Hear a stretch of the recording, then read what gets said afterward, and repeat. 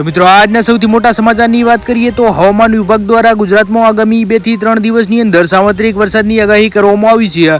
જ્યારે બંગાળની ખાડીમાં સર્જાયેલા ડિપ્રેશન અને વેસ્ટર્ન ડિસ્ટર્બન્સના કારણે ચોમાસું સમગ્ર રાજ્યમાં પ્રબળ બન્યું છે અને દક્ષિણ ગુજરાતના નવસારી અને વલસાડ જેવા વિસ્તારોમાં અત્યંત ભારે વરસાદની શક્યતાને લઈને તંત્ર એલર્ટ પર છે। જ્યારે અમદાવાદ અને ઉત્તર ગુજરાતમાં વાદળછાયા વાતાવરણ સાથે ગાજવીજ અને હળવાથી મધ્યમ વરસાદ થઈ શકે છે તેવી સંભાવના દર્શાવવામાં આવી છે।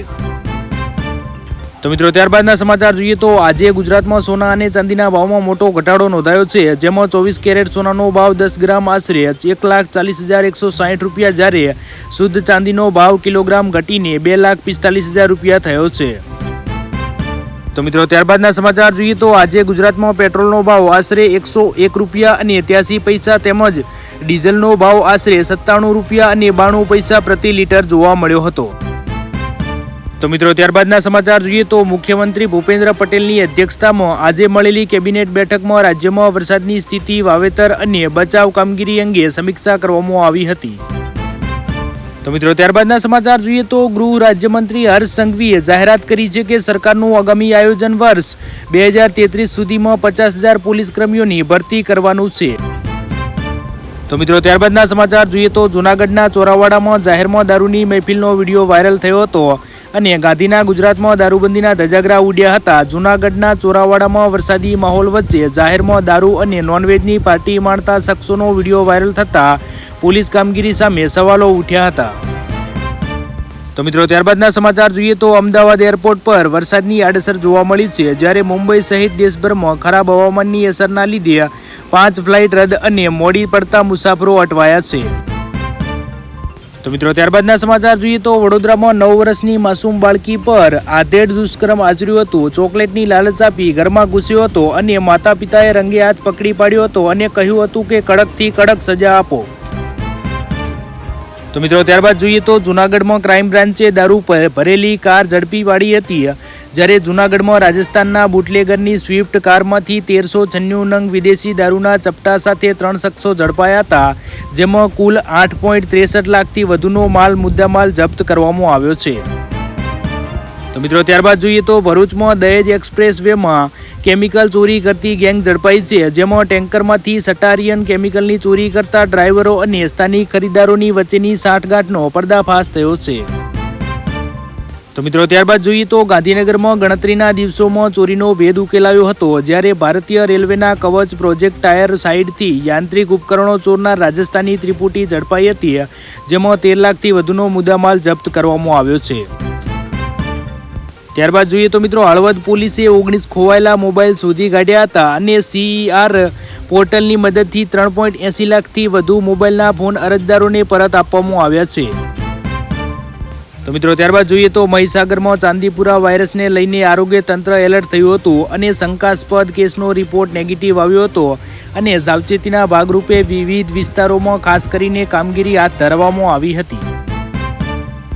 તો મિત્રો ત્યારબાદ જોઈએ તો મહેસાણાના સતલાસણા અનુસૂચિત જાતિના સગીર વિદ્યાર્થી પર હુમલો કરવામાં આવ્યો હતો અને અન્ય વિદ્યાર્થીએ જાતિ વિષયક અપમાન કરી જાનથી મારી નાખવાની ધમકી આપતા ફરિયાદ નોંધાવવામાં આવી છે। તો મિત્રો ત્યારબાદ જોઈએ તો પત્નીને ઢોરમાર મારીને મોતને ઘાટ ઉતારનાર કેદીની ધરપકડ કરવામાં આવી છે અને વહેલી સવારે વોચ ગોઠવી પોલીસે 1 કિલોમીટર પાછળ દોડીને પકડ્યો હતો અને 2022માં પણ પત્નીને મારીને હત્યાનો ગુનાનો પ્રયાસ કર્યો હતો। તો મિત્રો ત્યારબાદ જોઈએ તો જામનગરના ખીજવાડિયામાં ગેરકાયદેસર ખનન સામે કાર્યવાહી કરવામાં આવી, જેમાં ખનીજ વિભાગે સોફ્ટ મોરમ ખનીજનું ખનન કરતું હિટાચી મશીન પકડી પાડ્યું હતું, જેમાં 35 લાખનો મુદ્દામાલ જપ્ત કરવામાં આવ્યો છે। તો મિત્રો ત્યારબાદ જોઈએ તો વડોદરામાં કપુરાઈ પોલીસ મથક હદ વિસ્તારમાંથી 78 લાખનો વિદેશી દારૂ ઝડપાયો હતો અને 5 સામે ફરિયાદ પણ નોંધાઈ છે।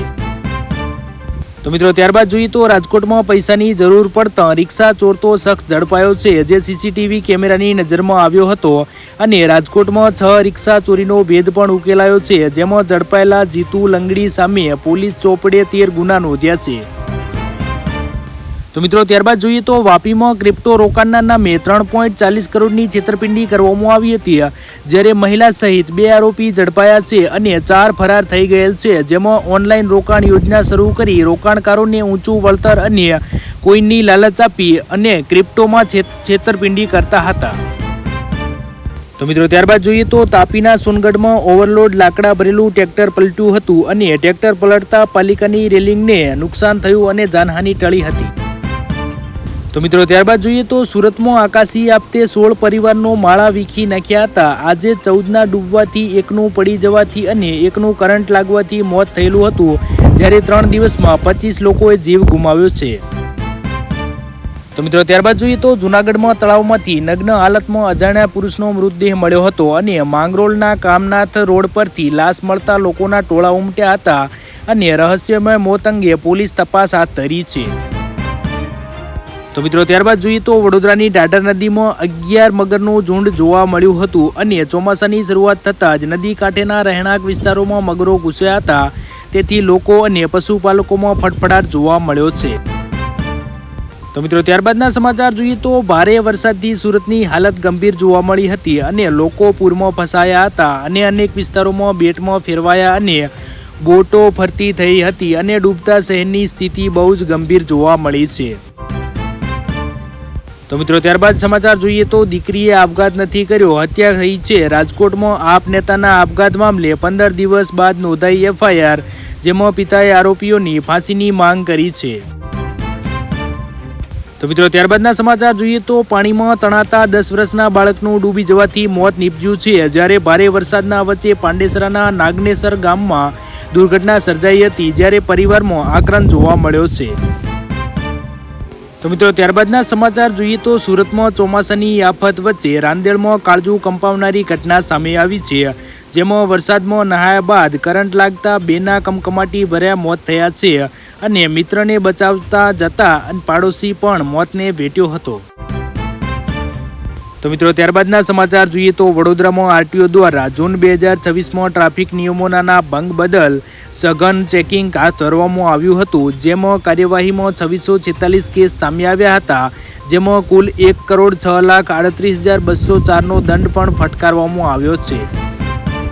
તો મિત્રો ત્યારબાદના સમાચાર જોઈએ તો તંત્રના પાપે ખેડૂતોની 500 વીઘા જમીનમાં ધોવાણ જોવા મળ્યું હતું અને વંથલીના કણજડી ગામે 1200 ફૂટના પાળાથી 500 વીઘામાં જમીન બેટમાં ફેરવાઈ છે, જ્યારે પાક નિષ્ફળ જતા ખેડૂતોએ આર્થિક સંકટમાં તંત્ર સામે રોષ જોવા મળ્યો હતો।